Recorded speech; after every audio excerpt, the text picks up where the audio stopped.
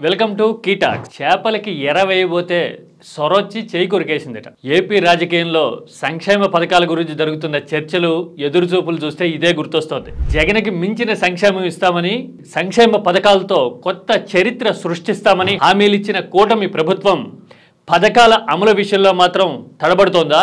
హామీలు ఇంకా నిలబెట్టుకోవడం లేదేంటి అనే చర్చ, హీట్ ప్రజల్లో పెరుగుతున్నాయా? అసలు వాస్తవం ఏంటి?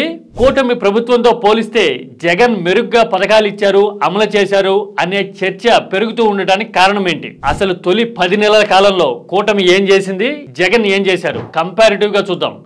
ఇదంతా ఆధారాలతో, డేట్లతో సహా చెప్తున్న సమాచారం. ఇది రాజకీయ ఆరోపణ కాదు, ఒక పార్టీ ఐడియాలజీని తప్పుపట్టేందుకో, మరో పార్టీని సమర్థించేందుకో చెప్తున్న మాట అంతకన్నా కాదు. Don't forget to subscribe కీటాక్స్.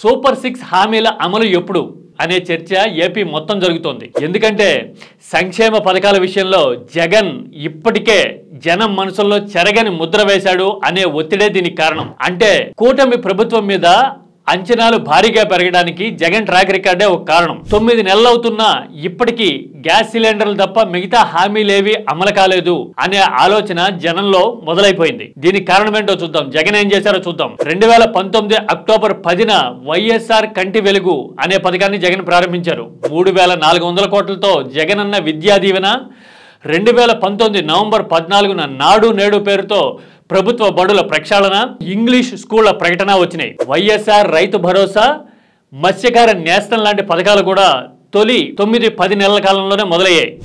Aarogyasri, YSR ఆరోగ్య ఆసరా లాంటి పథకాలు కూడా తొలి 7-8 నెలల్లోనే జగన్ ప్రకటించారు. 2020 జనవరిలో అమ్మ ఒడి లాంటి సంచలనాత్మక పథకాన్ని జగన్ తీసుకొచ్చారు. ఈ పథకాలన్నీ ఏపీ రాజకీయాల్లో స్పష్టమైన ముద్ర వేసిన మాట వాస్తవం. హామీల అమలు విషయంలో నిజానికి జగన్ సంచలనాత్మకమైన చరిత్ర సృష్టించారు.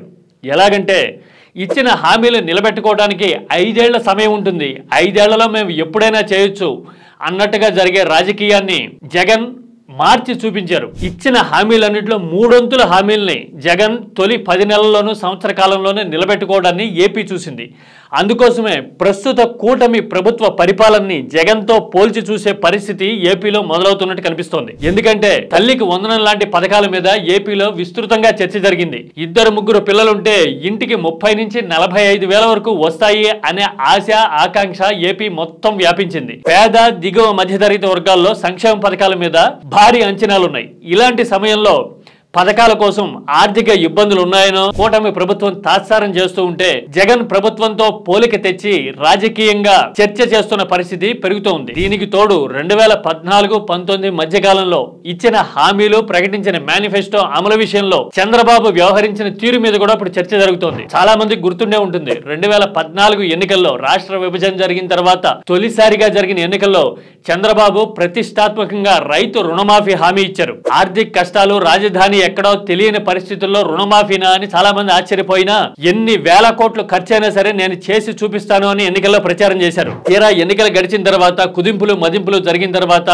రుణమాఫీని దశల వారీగా చేస్తామని చెప్పారు. ఆ తర్వాత ఏడాదికి ఇంత చప్పున కేటాయింపులు చేస్తాము అంటూ ప్రతి బడ్జెట్ లోనూ 2,000 కోట్లు, 3,000 కోట్లు మాత్రమే పెడుతూ 5 ఏళ్లు ముగిసే సమయానికి 4 విడతల్లో 15,000 కోట్ల వరకు మాత్రమే రుణమాఫీ చేశారని, అప్పటి ప్రభుత్వం చెప్పిన లెక్కల ప్రకారమే 40,000 కోట్లకు పైగా రుణాలు మాఫీ చేయకుండా వదిలేశారని, చేనేత కార్మికులు కూడా ఈ రుణమాఫీ వర్తింపజేస్తామని చెప్పి అమలు చేయలేదు అనే విమర్శలు చాలా ఉన్నాయి. తర్వాత పార్టీ ఐడియాలజీకి సంబంధించిన ఇచ్చిన హామీల విషయంలో కూడా 2014-19 మధ్య చంద్రబాబు వ్యవహరించిన తీరు మీద విభిన్నమైన చర్చలు ఉన్నాయి. సపోజ్ పక్క రాష్ట్రం తమిళనాడులో జయలలిత అన్నా క్యాంటీన్లు మొదలుపెట్టున్నారు. ఆ పథకం తరహాలో ఇక్కడ అన్నా క్యాంటీన్లు తెస్తామని చెప్పి ఆఖరి 6 నెలల్లో, అంటే 2018 చివరిలో అన్నా క్యాంటీన్లు ప్రారంభించడం అనేది, అంటే ఎన్నికల ముందు అన్నా క్యాంటీన్లు ప్రారంభించడం అనేది ఏపీ చూసింది. అందుకోసమే ఇప్పుడు సూపర్ 6 హామీల విషయంలో కూడా అలాంటి పరిస్థితి వస్తుందా, బడ్జెట్లో ఎంత కేటాయింపులు చేస్తారు, దశల వారీ అమలు అంటారా, లేదంటే గనక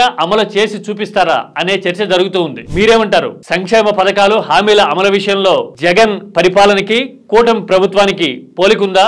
ఎవరు బెటర్ గా ఉన్నారు? తొలి 10 నెలల పరిపాలన చూస్తే మీకేమనిపిస్తోంది? మీ అభిప్రాయాన్ని కామెంట్లో చెప్పండి. Don't forget to subscribe కీటాక్స్.